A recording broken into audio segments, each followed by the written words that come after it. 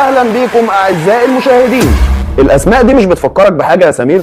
طبعا بتفكرني باستاذ سليم وصموه وصوفيا والوجود بتاعه اللي اختفوا في الزمكان، والعالم كله من فتره كبيره مستني اي خبر عنه. شكلهم ما بيضيعوش وقتهم في الزمكان. بالظبط كده. وحابه اوجه الشكر للبروفيسور سليم لنقل السياحه في حته تانية خالص، وبتمنى لهم التوفيق في رحلتهم جوه الزمكان. ووصلتنا كميه رسائل كتير في الحلقه بتسال سؤال واحد بس، يا ترى هم فين دلوقتي؟ سؤال لا يمكن نعرف له اجابه في الوقت الحاضر.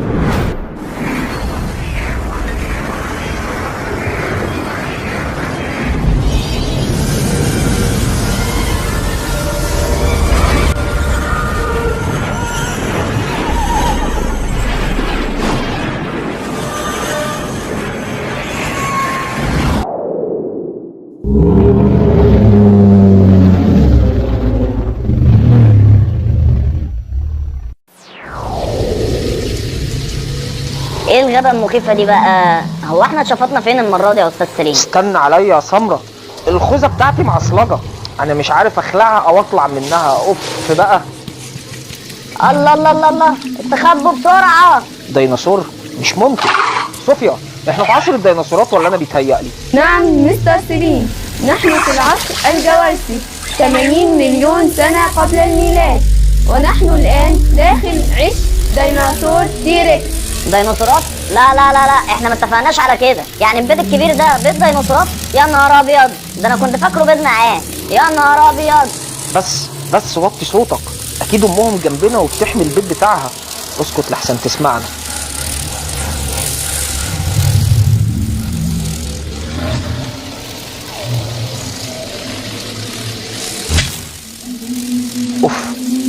اوف بقى، اوعي كده. ايه الحشرة العملاقة الرخمة دي؟ إنها حشرة يعسوف من أسرع الحشرات في العالم. ايش؟ اوعي، ابعدي بعيد عني، ابعدي. الحشرة دي شكلها مفترسة وهتاكلنا. إنها تفترس الذباب والنحل والنمل والدبابير أيضا. ده في صوت مخيف بيرج الغابة. اشفطينا من هنا بسرعة يا أبلة صوفيا عشان خاطري. لا أستطيع في الوقت الحالي، يجب أن أشحن طاقتي بالكامل أولا.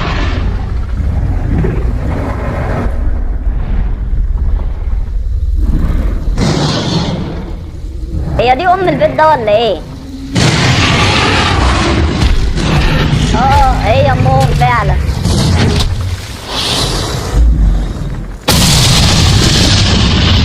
الله يرحمك يا سمرة يا حبيبي، هتوحشنا يا جد مرجالي.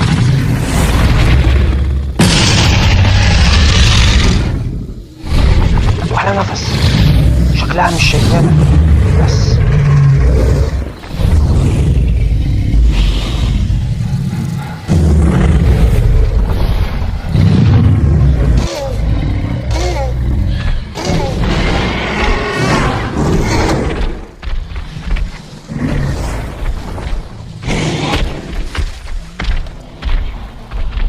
اهي مشيت خلاص. اسكت بقى ووطي صوتك ده.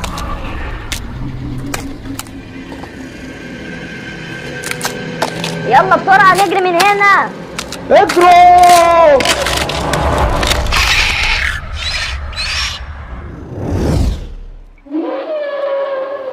ديناصورات؟ لا حرام عليكم بجد. يا نهار ابيض، انتوا جبتونا للديناصورات. استنى بس يا سمر، اهدى شوية، خلينا نفكر في الورطة دي. انا مش عارف ايه اللي جابنا هنا. مش ده زمن البروتوكول اللي عليه الدور؟ المفروض اننا نتنقل لنهاية العصر الطباشيري بعد انقراض الديناصورات، لكن اللي واضح اننا لسه في العصر الجوارسي مع الديناصورات. صحيح مستر سليم، لقد أجريت حساباتي وتوصلت لوجود حياة وحضارات قامت في هذا الزمن. حضارة ايه دي يا صوفيا اللي قامت هنا من 80 مليون سنة؟ هذا ما سنكتشفه معا إذا بحثنا جيدا. ماشي، الصباح رباح بقى. احنا نبات في الكهف ده لغاية الصبح ونستكشف المكان في النهار، ولو ما لقيناش حضارة هنا نعدل البروتوكول ونسيب الزمن ده ونمشي من هنا خالص. وليه نستنى للصبح؟ ما نمشي من دلوقتي وخلاص، ويا دار ما دخلك شر. ما ينفعش نمشي دلوقتي، لازم نتأكد من حسابات صوفيا الأول. حضارات ايه يا أبلة صوفيا هنا بس؟ بعد إذن حضرتك اشفطينا من الزمن ده، دي ديناصورات. فاهمين يعني ايه ديناصورات؟ دي ما عندهاش يما ارحمها. لا يا صبر، اهدى كده واقعد جنب النار معايا هنا وما تقلقش، هما بيخافوا من النار.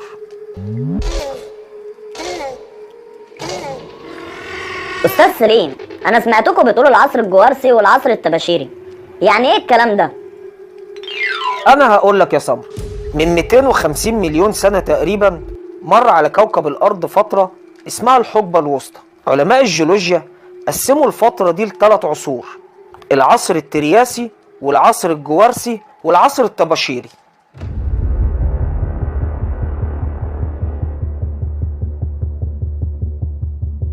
في بداية العصر الثلاثي كانت الأرض عبارة عن قارة واحدة عملاقة اسمها بانجيا العظيمة. من 130 مليون سنة مناخ الأرض كان أكتر حرارة من دلوقتي، وكانت أمريكا الجنوبية هي مهد الديناصورات والموطن الأول ليها كمان. وفي بداية العصر الترياسي انتشرت الديناصورات والزواحف المجنحة في كل أنحاء الكوكب بسبب اندماج القارات كلها مع بعض في قارة واحدة وقتها. وانتشرت الزواحف الطائرة بسرعة وبقت موجودة في كل مكان بالقارة، وبالرغم من كده كانت أنواع الديناصورات قليلة وكل نوع منتشر في جزء معين في القارة الكبيرة.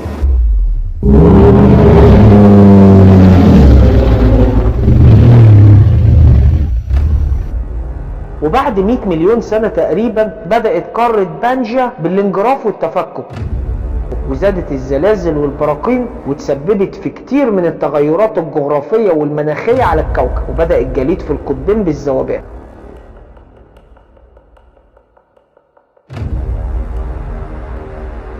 وارتفع منسوب البحر وغمر مساحات كبيرة على أرض الكوكب، وزادت بعدها الرطوبة والأمطار وبقى المناخ معتدل أكتر. ومع اعتدال المناخ والأمطار دي كلها نمت غابات كتيرة وغنية بأشكال الحياة المختلفة والمتنوعة. الظروف دي ساعدت الديناصورات على زيادة أنواعها وأعدادها، وبدأت تهيمن وتفرض سيطرتها الحقيقية على كل أشكال الحياة الأرضية على الكوكب.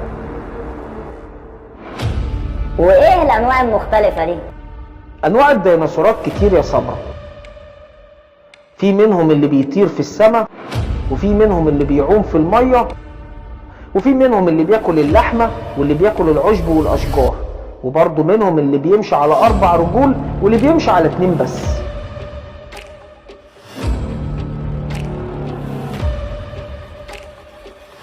والديناصورات دي كان اصلها ايه؟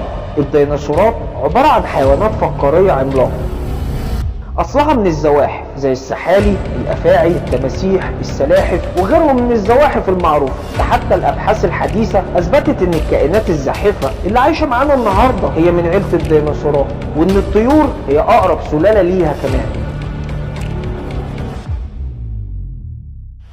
يعني الديناصور اللي كان هياكلنا من شوية ده سحلية عملاقة ولا فرخة عملاقة؟ سحلية عملاقة، واسمها العلمي تيرانوسور، ملكة السحاب، واختصارها التيركس. والنوع ده من أشهر وأشرف أنواع الديناصورات.